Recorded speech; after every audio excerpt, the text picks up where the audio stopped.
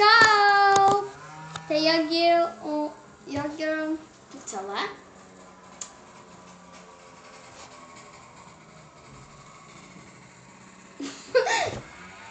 Ja.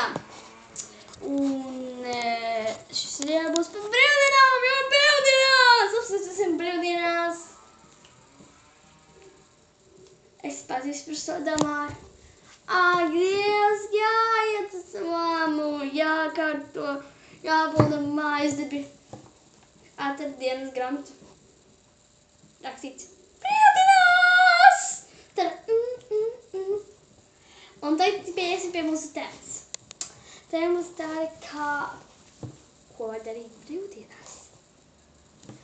Jā. Sākam.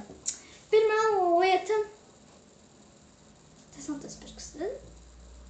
Pirmā lieta ir tāda, piemēram, dators. Mūsdienu bērnu.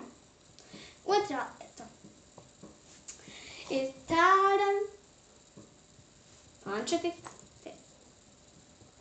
Trešā lieta telefoni. Ceturtā iešana ārā. Piektā iet ārā draugiem. Sestais šopings.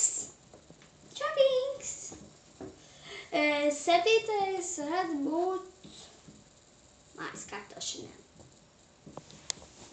Piemēram, jā, māja sakārtota. Tā, jūs varat arī skribt. Astotā.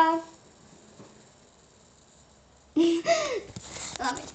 Astotā iet pagalmā.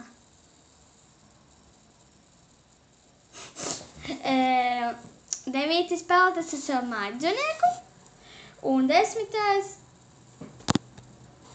pildīt mājas darbus. Bet, protams, piemēram, dzīmēšana.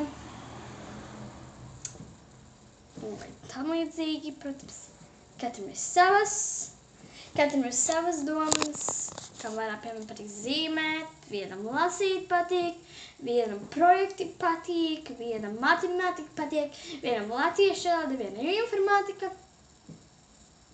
Jā.